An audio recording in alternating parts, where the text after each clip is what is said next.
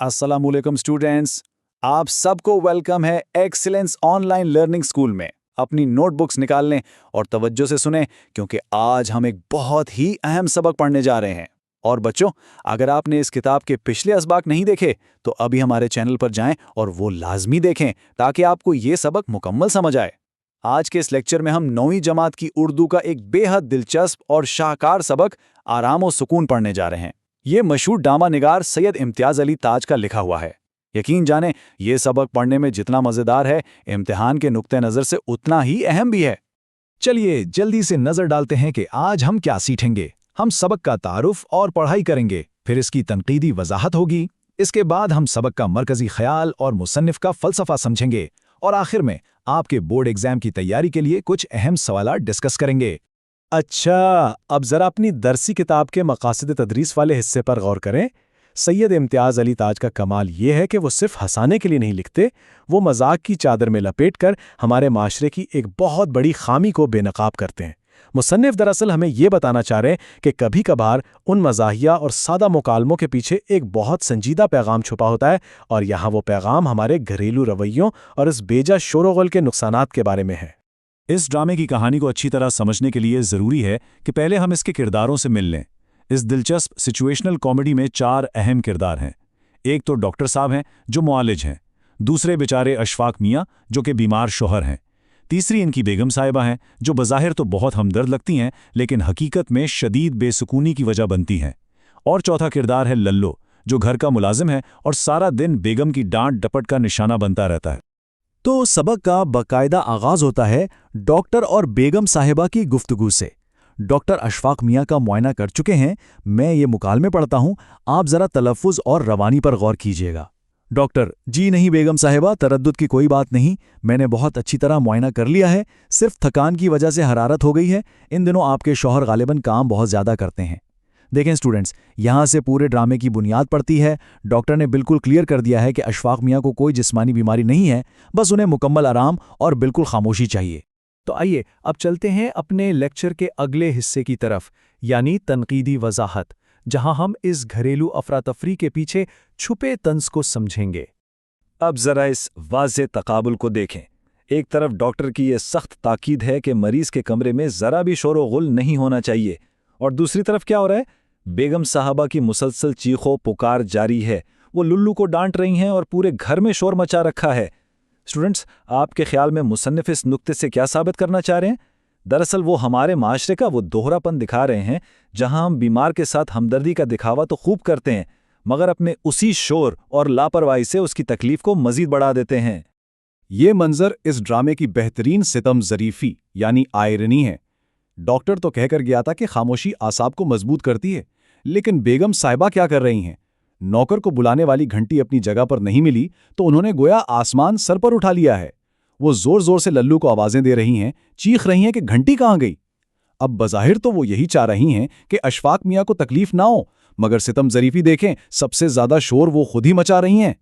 अब ज़रा बेगम साहिबा के इस डायलॉग पर तवज्जो दें।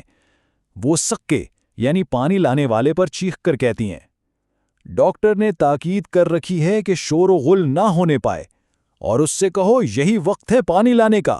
ये है इम्तियाज़ अली ताज की डायलॉग लिखने की असल महारत।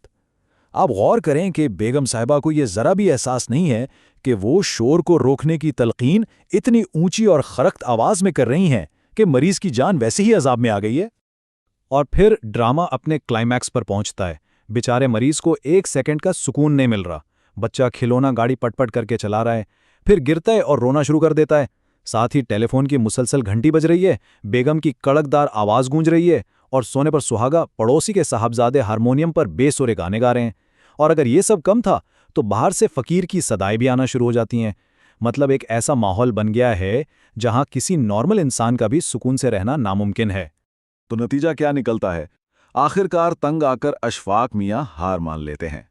ये ड्रामे का आखिरी और सबसे मज़ाहिया मगर गहरा मानी रखने वाला हिस्सा है।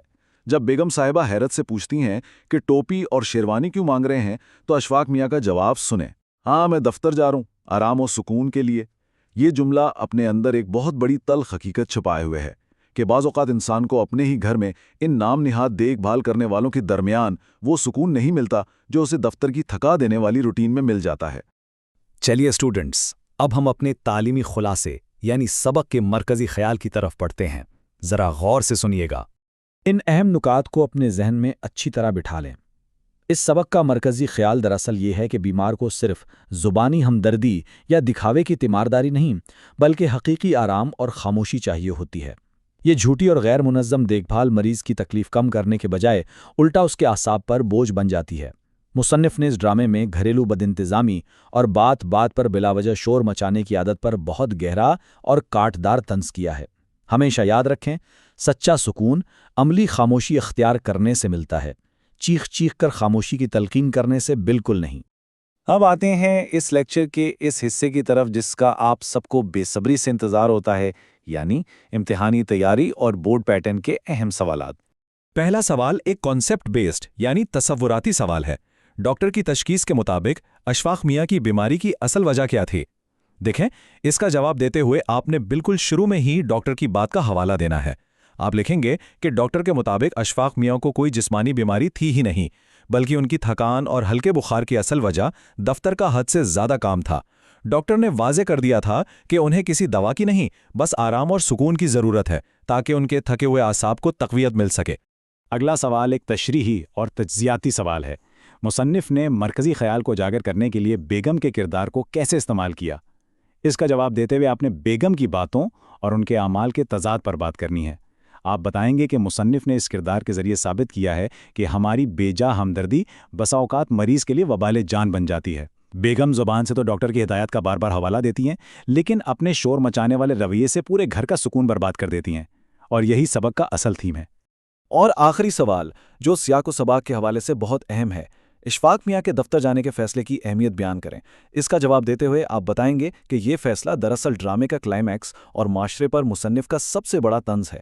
گھر جسے دنیا کی سب سے پرسکون جگہ ہونا چاہیے، وہاں بیگم، بچوں اور پڑوسیوں کے شور نے مریض کو اتنا زج کر دیا کہ اسے دفتر اپنے گھر سے زیادہ پرسکون محسوس ہونے لگا۔ یہ دراصل ایک عام آدمی کی بے بسی اور ہمارے معاشرے کے کھوکھلے پن کی زبردست عکاسی ہے۔ اسٹوڈنٹس، اس سبق کے نکات کو اپنی تحریر میں ڈھالنے کی کوشش کریں تاکہ امتحانی تیاری بہتر ہو سکے۔ ہمیشہ یاد رکھیں، بورڈ کے امتحانات میں اچھے نمبر رٹا لگانے سے نہیں، بلکہ تصور کو سمجھ کر اسے اپنے الفاظ میں بیان کرنے سے ملتے ہیں۔ اور ہاں، ذرا سوچئے گا، کیا آج بھی ہمارے گھروں میں بیمار کے ساتھ ایسا ہی سلوک نہیں ہوتا؟ اگر آپ کو یہ سبق پسند آیا تو ویڈیو کو لائک کریں اور اپنے دوستوں کے ساتھ شیئر کریں، اور براہ کرم ہمارے اس پلیٹ فارم کو سبسکرائب کرنا نہ بھولیں۔ اگلی سبق تک کے لیے اجازت دیجیے۔ خدا حافظ۔